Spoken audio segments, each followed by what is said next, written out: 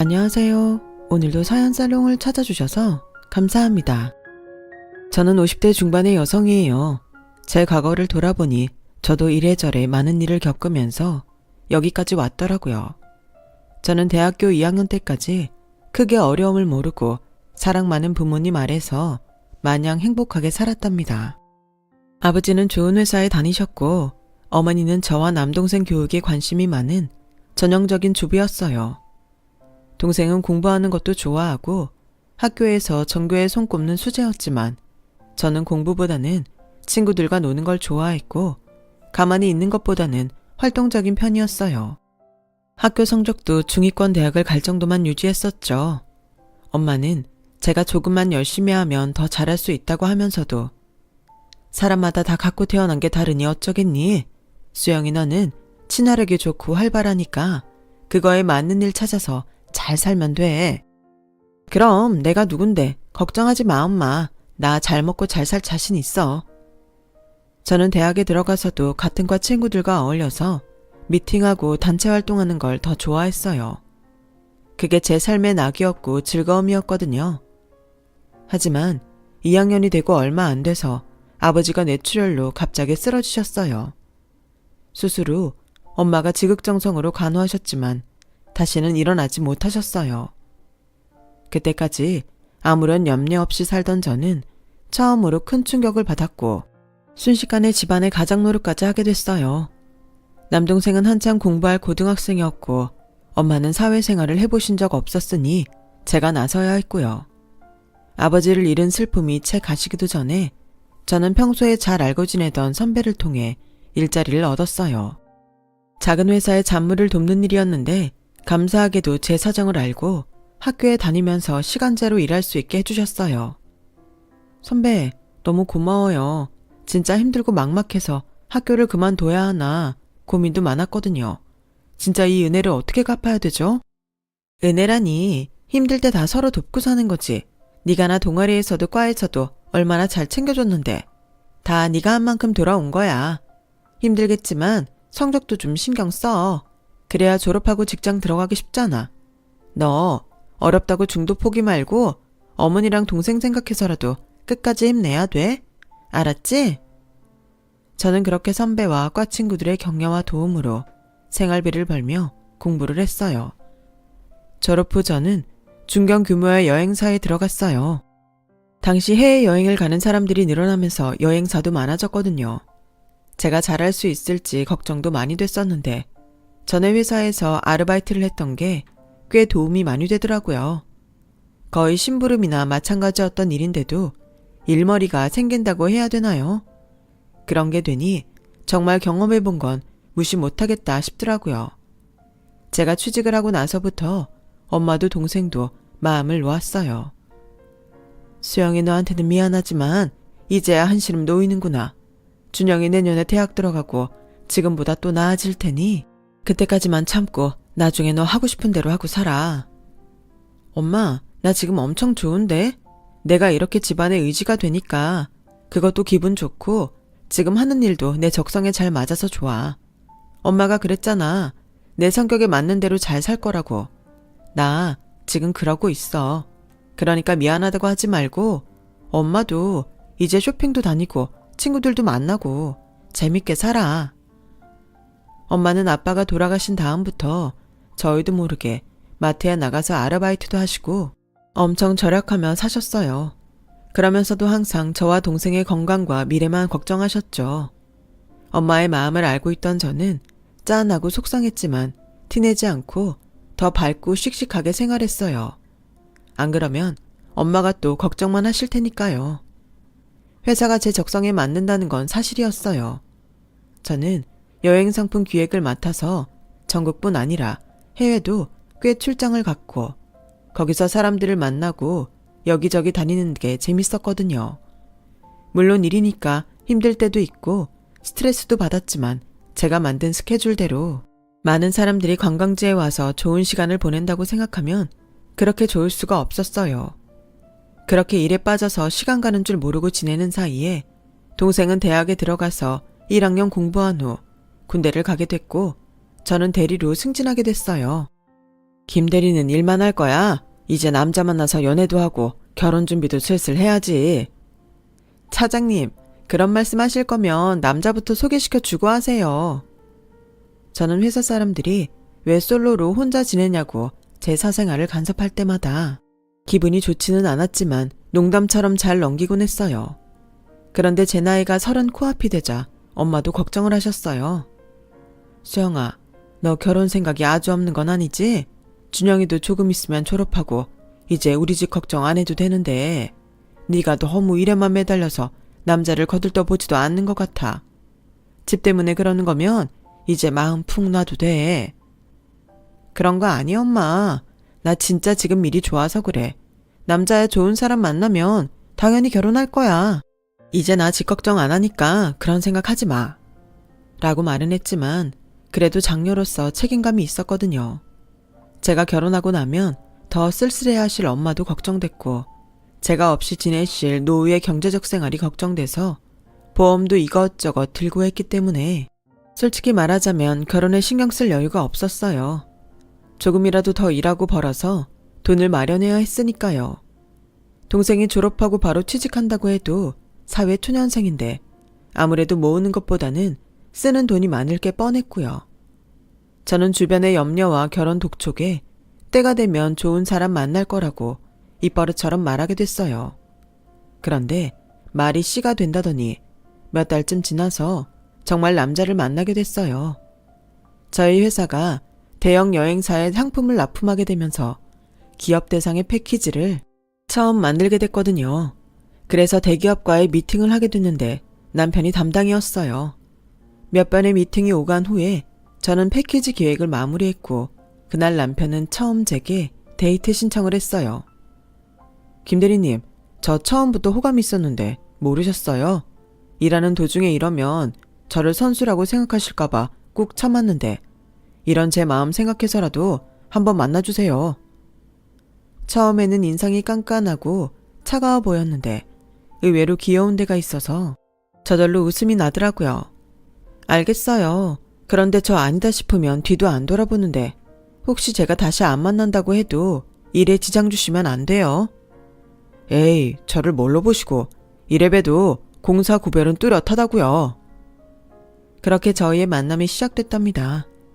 남편은 첫인상 때보다 편하고 부드러운 면이 있어서 한 번, 두 번 만나다 보니 그냥 사귀는 사이가 되고 말았어요. 1년이 좀 안 되게 만나던 어느 날 남편은 오랜만에 바람을 쐬러 간 호숫가에서 제게 프로포즈를 했어요.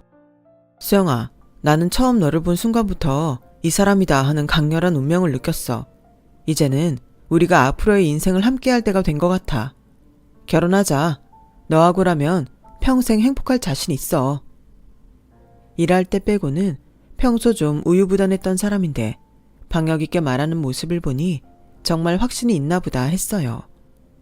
남편은 제게 운명을 느꼈다고 했지만 저는 사실 아니었고 호감을 느낀 것도 몇 번 만나다 보니 인상과 달랐던 게 좋아서였기 때문에 그런 말들이 좀 부담스러웠어요.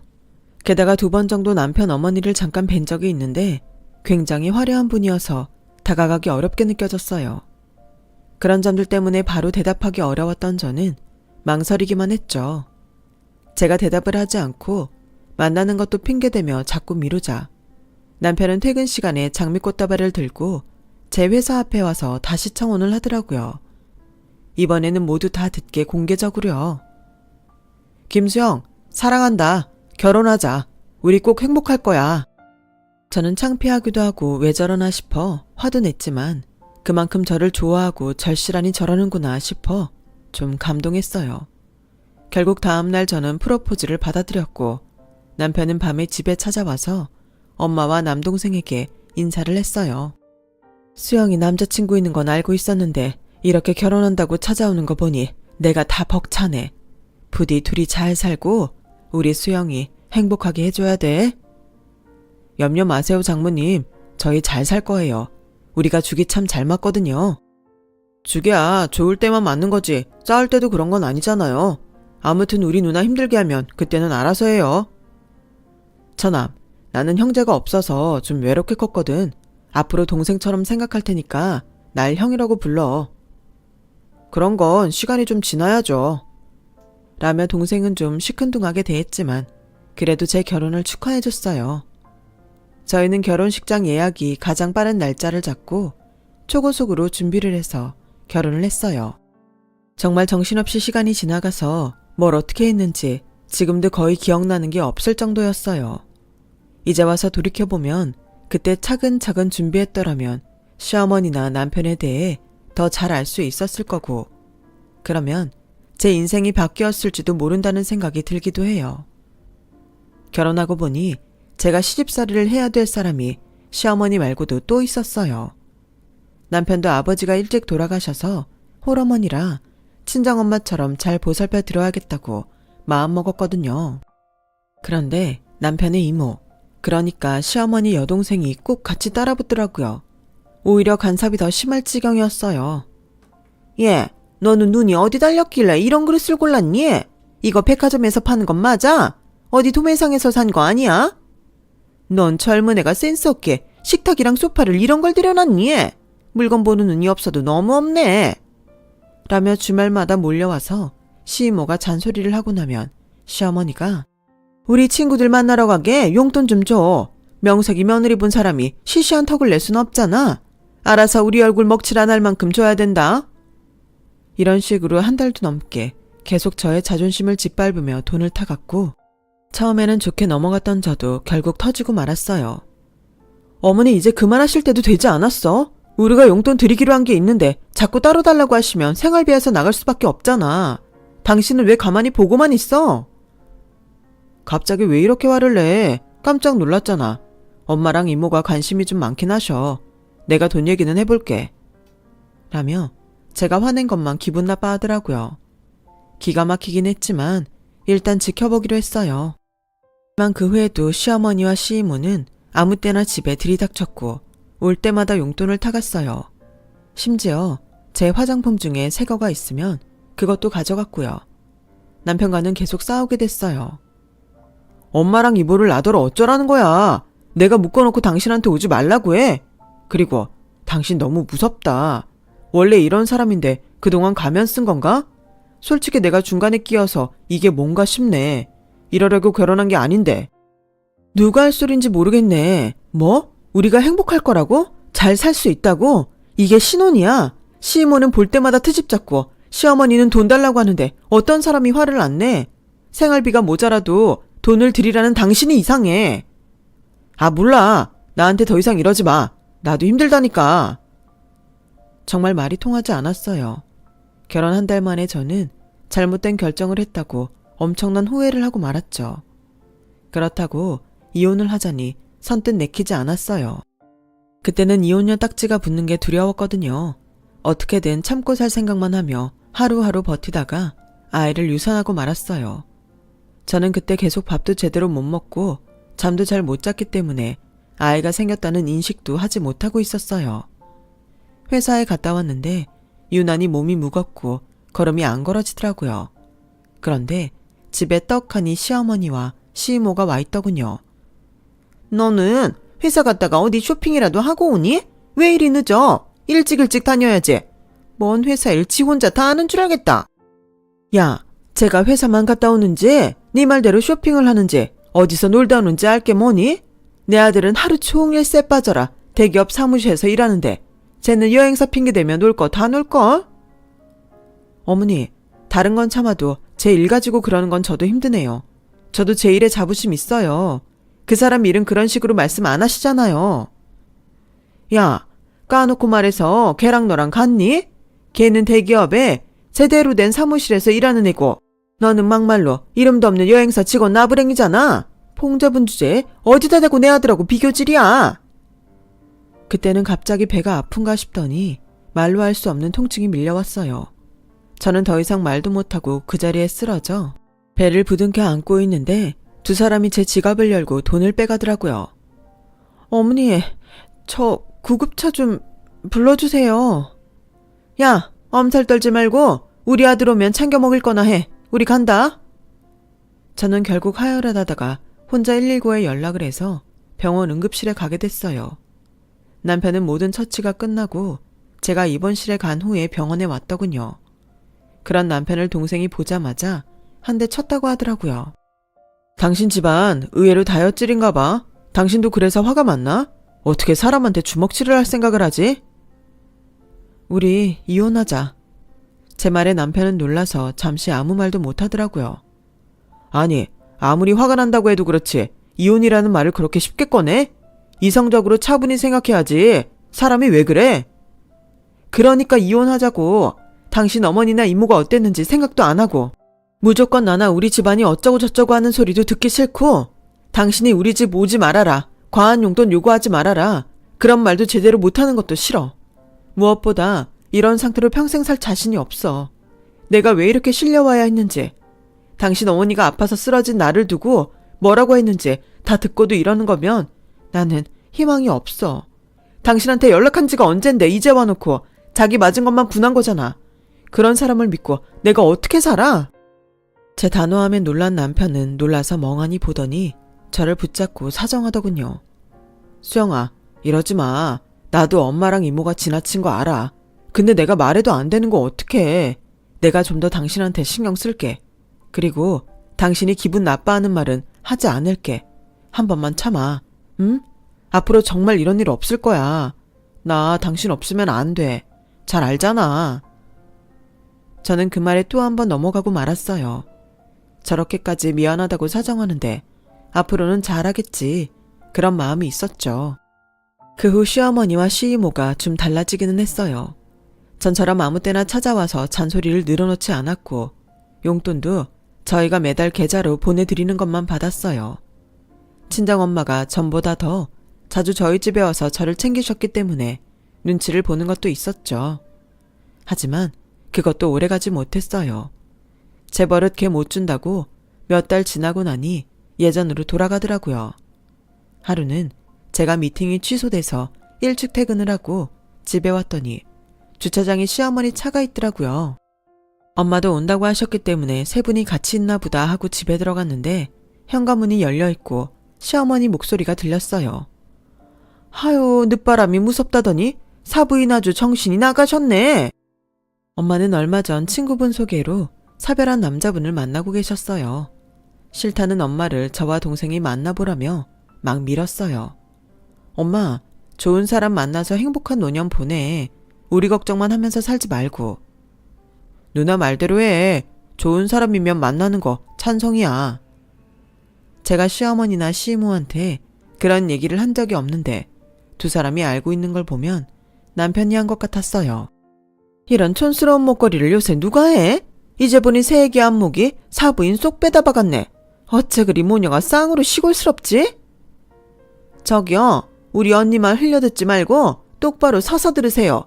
그리고 오늘 바닥 닦았어요. 여기 끈적거리는데. 저는 더 이상 들어줄 수가 없어서 현관문을 쾅 닫으며 들어왔어요. 지금 뭐들 하시는 거예요? 엄마가 왜 우리 집 바닥을 닦아요? 주말도 아닌데 주인도 없는 집 와서 누구한테 막말이에요. 엄마, 저런 말을 그냥 듣고만 있으면 어떡해. 뭐라고 해야지. 어머 얘, 너 어른들한테 그게 무슨 말버릇이니? 사부인, 제 하는 거 봤죠? 도대체 집에서 교육을 어떻게 시키면 집에 온 시댁 어른들을 보고 주인 없는 집소리를 하고 이렇게 큰 소리를 냅니까? 아니면 애가 원래 글러먹은 거예요? 라며 시어머니가 나를 인신공격하자 가만히 있던 엄마가 우리 애가 뭐 틀린 말 했습니까? 아무리 들어도 맞는 말인데요. 제가 안 왔으면 두 분이서 거실 난장판 만들고 화투나 치면서 애 복장 다 뒤집었을 텐데 그게 안 돼서 기분이 나쁘셨나요?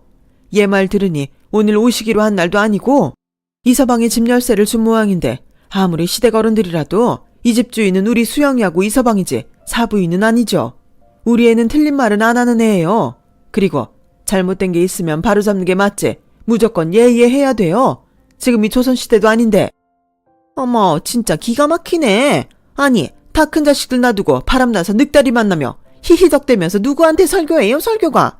천박한 옆에 내 주제에.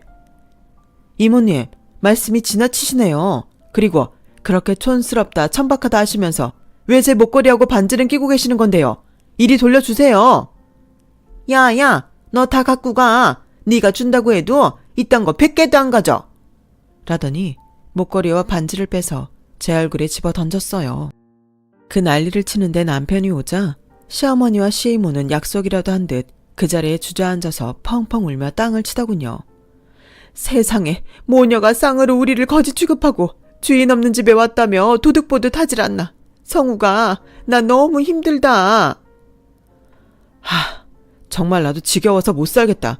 당신도 그렇고 장모님도 좀 너그럽게 대해주시면 안 돼요. 그 말에 너무 열이 받은 제가 화를 내려는데 엄마가 호통을 치셨어요. 안 되겠네. 도대체 누가 누구 보고 지겹다고 하는 건가? 자네는 이런 게 자네가 말한 행복한 삶이야? 내 딸 데려다가 자네 엄마랑 이모 변덕이나 받아주게 만들어? 그래놓고 수영이 탓을 해? 가자 수영아. 이런 것들 다시는 상종도 하지 마라. 나 참 적반하장도 유분수지? 볼 것도 없는 집안 딸 받아줬다가 별 희한한 꼴을 다 본다. 성우가 내가 뭘 했어? 가진 것도 없고 별 볼 일 없이 사는 거랑 엮이지 말랬지? 이거 봐. 좋은 끝이 없잖아. 엄마는 시댁 식구들이 길길이 뛰는 사이에 차곡차곡 짐을 챙기시더니 제 손을 붙잡아 저를 데리고 나오셨어요. 다음날 제가 남편에게 이혼 얘기를 했더니 그 사람은 다시 시무룩해져서 좀 더 생각해보자고 하더군요. 내가 전에 뭘 했어. 다시 이런 일 있으면 안 산다고 했잖아. 그런데 당신도 시어머니 시이모도 다 안 변해. 절망적이야. 그래도 좀 더 생각할 시간을 갖자. 저희는 잠시 따로 지내기로 했어요. 희한하게도 별거를 시작하면서부터 회사 일이 잘 풀리기 시작하더군요. 제가 원했던 대형 여행사 해외팀으로 옮기게 됐거든요. 전부터 가고 싶었던 곳인데 마침 경력직 채용 공고가 났고 면접에서 저를 좋게 봤다며 합격 통보를 알려왔어요. 그래도 살 길이 다 열리는구나 싶어 저는 감사한 마음으로 회사를 옮기고 다시 일에 빠져서 열심히 살았어요. 제가 지난 직장에서 워낙 이런저런 일들을 많이 했던지라 크게 어려움 없이 적응했고 웬만한 일 처리도 당황하지 않고 할 수 있었어요. 회사에서도 저를 좋게 봤고 이직하고 1년이 채 안 돼서 승진을 하게 됐어요. 이제 김 차장이라고 해야겠네. 이거 이번에 직원들 가족여행 가라고 나온 거야. 제일 좋은 거 먼저 주는 거니까 앞으로도 열심히 해. 감사합니다 대표님. 최선을 다하겠습니다. 해외여행 비행기 티켓에 최고급 호텔에서 묵을 수 있는 패키지 이용권이었어요. 저는 바빠서 제대로 쉬지도 못하는 동생한테 꼭 휴가 내라고 연락하고 엄마와 함께 여행 갈 계획을 세웠어요. 그런데 갑자기 남편한테서 연락이 오더니 만나자고 하더군요. 목소리가 어째 심각해서 무슨 일이 있나 싶어 어쩔 수 없이 만났죠. 급하게 필요해서 그러는데 돈 좀 마련해줘. 어디 맡겨놨어? 급하다고 하면 내가 돈을 줘야 돼? 우리 아직 부부잖아. 너무 이러지 말라고. 사람이 사정을 하면 좀 들어줘야지. 됐어. 난 그럴 필요를 못 느끼겠어. 그리고 말이 나왔으니까 말인데 이제 이혼하자.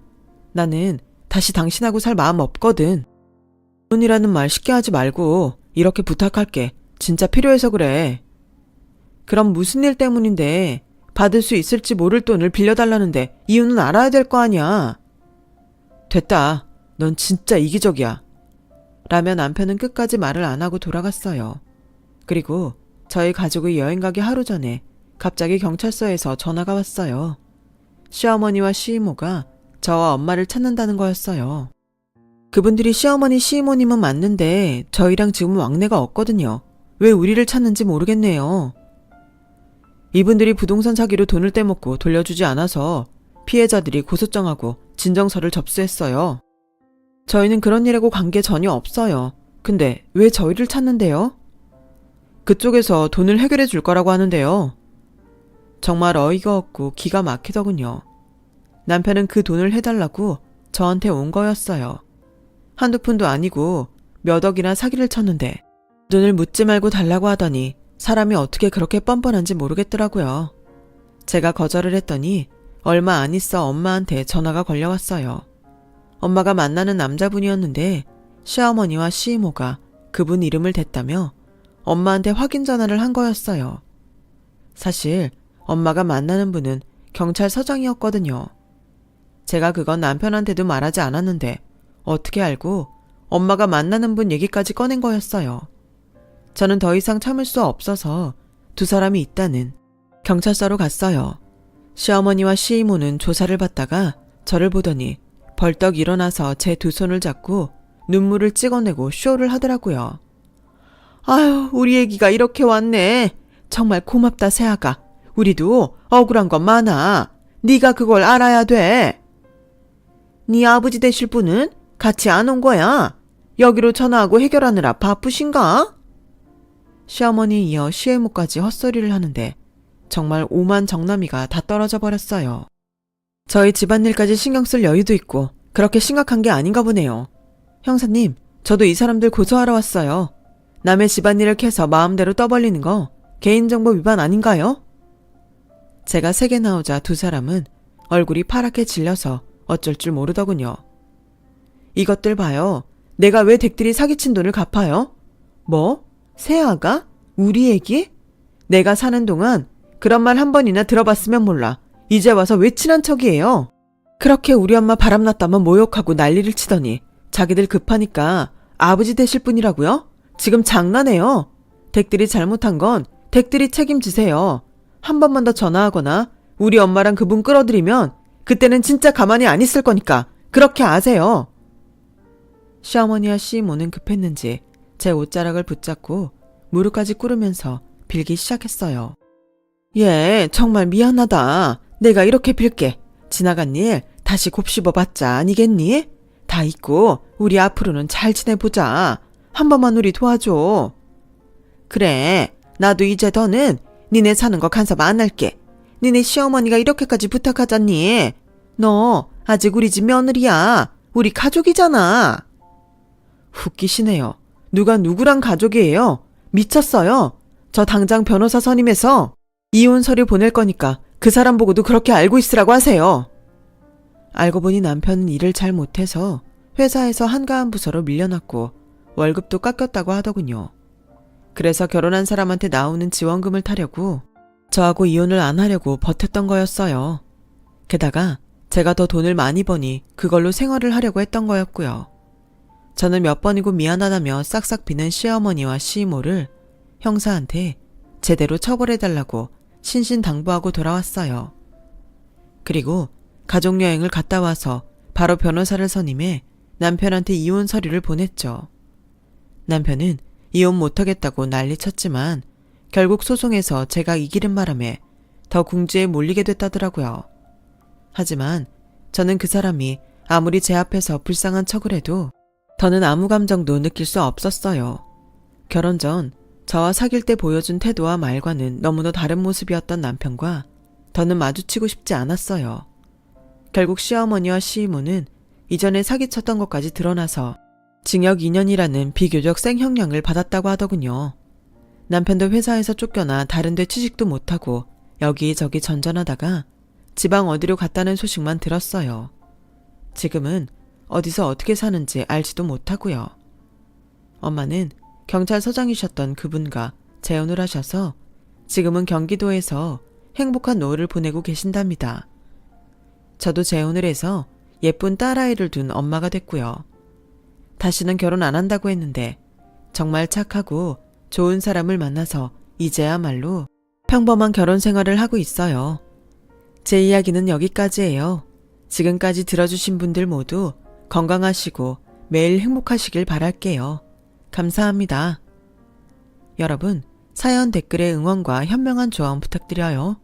좋아요와 구독은 저에게 큰 힘이 됩니다. 오늘도 좋은 일 가득하세요.